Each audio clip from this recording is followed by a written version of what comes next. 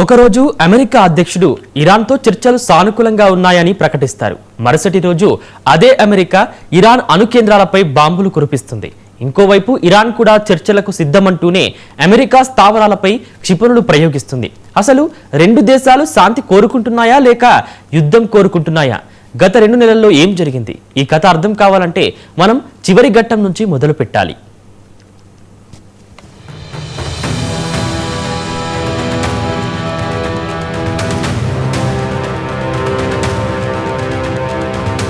June 24 ప్రపంచం ఊపిరి పీల్చుకుంది.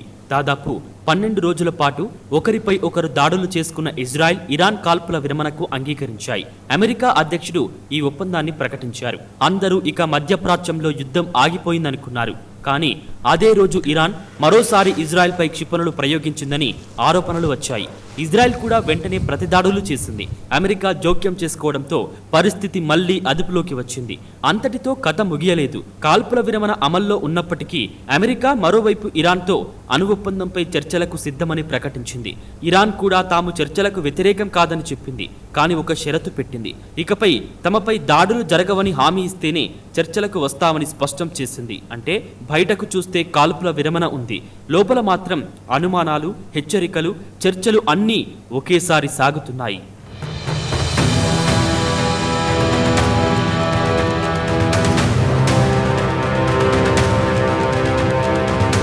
ఈ కథ ఈ ఏడాది మొదలైంది కాదు, దాదాపు 2 దశాబ్దాలుగా కొనసాగుతుంది.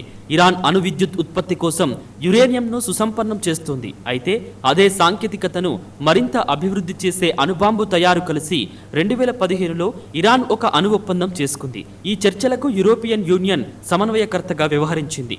ఆ ఒప్పందం ప్రకారం ఇరాన్ అణు కార్యక్రమాన్ని పరిమితం చేయాలి, ప్రతిఫలంగా ఆర్థిక ఆంక్షలు ఎత్తివేయాలి. కానీ 2018లో అమెరికా ఆ ఒప్పందం నుంచి బయటకు వచ్చింది. ఆ తర్వాత మళ్లీ ఆంక్షలు విధించింది.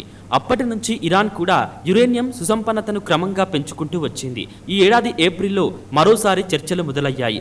ఒమన్ మధ్యవర్తిత్వంలో అమెరికా, ఇరాన్ పరోక్ష చర్చలు జరిపాయి. ఒప్పందం కుదురుతుందనుకున్న సమయంలోనే పరిస్థితి పూర్తిగా మారిపోయింది.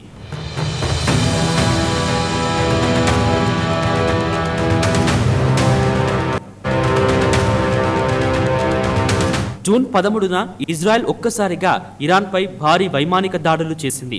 అణు కేంద్రాలు, క్షిపణి తయారీ కేంద్రాలు, సైనిక స్థావరాలు, అణు శాస్త్రవేత్తలు, ఉన్నత సైనికాధికారులు ఇలా కీలక లక్ష్యాలని టార్గెట్ చేసింది. ఇజ్రాయెల్ వాదన ఒక్కటే, ఇరాన్ అణుబాంబు తయారీకి చాలా దగ్గరలో ఉందని, ఆలస్యం చేస్తే తమ భద్రతకే ముప్పు వస్తుందని చెప్పింది. ఇరాన్ మాత్రం ఈ ఆరోపణలను పూర్తిగా ఖండించింది. తమ అణు కార్యక్రమం శాంతియుత అవసరాల కోసమేనని చెప్పింది.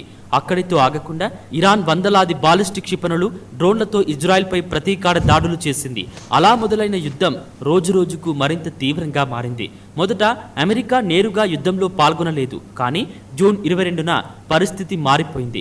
ఇరాన్లోని అత్యంత రక్షణ కలిగిన ఫోర్డో, నటాన్స్, ఇస్ఫహాన్ అణు కేంద్రాలపై అమెరికా బంకర్ బస్టర్ బాంబులతో దాడులు చేసింది.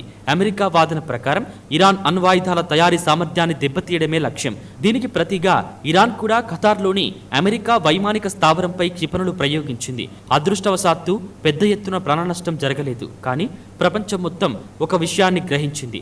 ఈ యుద్ధం ఇంకో 2 రోజులు కొనసాగితే ఇది ఇరాన్ ఇజ్రాయెల్ యుద్ధం కాదు, అమెరికా కూడా నేరుగా పాల్గొనే ప్రాంతీయ యుద్ధంగా మారిపోయేది. అందుకే వెంటనే కాల్పుల విరమణపై ఒత్తిడి పెరిగింది.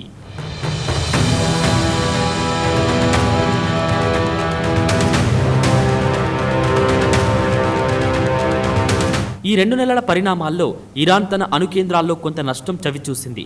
కీలక సైనికాధికారులు, అణుశాస్త్రవేత్తలను కోల్పోయింది. ఇజ్రాయెల్ కూడా వందలాది క్షిపణి దాడులను ఎదుర్కొంది. అనేక భవనాలు దెబ్బతిన్నాయి, పౌరులు ప్రాణాలు కోల్పోయారు. అమెరికా తన సైనిక శక్తిని ప్రదర్శించినప్పటికీ ఇరాన్ అణు కార్యక్రమం పూర్తిగా ఆగిపోయిందా అనే ప్రశ్నకు ఇప్పటికీ స్పష్టమైన సమాధానం లేదు. అందుకే ఇప్పుడు యుద్ధం కంటే చర్చలకే ప్రాధాన్యం పెరిగింది. కానీ విశ్వాసం మాత్రం ఇంకా ఏర్పడలేదు. ఇక్కడే పరిస్థితి చిత్రంగా మారింది. ఉదయం చర్చలు జరుగుతాయి, సాయంత్రం హెచ్చరికలు వస్తాయి, మరుసటి రోజు దాడులు జరుగుతాయి. ఆ తర్వాత మళ్ళీ ఒప్పందం గురించి మాట్లాడుతారు. ఇరాన్ అమెరికా సంబంధాలు ప్రస్తుతం సరిగ్గా ఇలాగే ఉన్నాయి. చేతిలో శాంతి ఒప్పందం ముసాయిదా, మరో చేతిలో క్షిపణి. ఏది ముందుగా పనిచేస్తుందో దానిపైనే మధ్యప్రాచ్య భవిష్యత్తు ఆధారపడి ఉంది.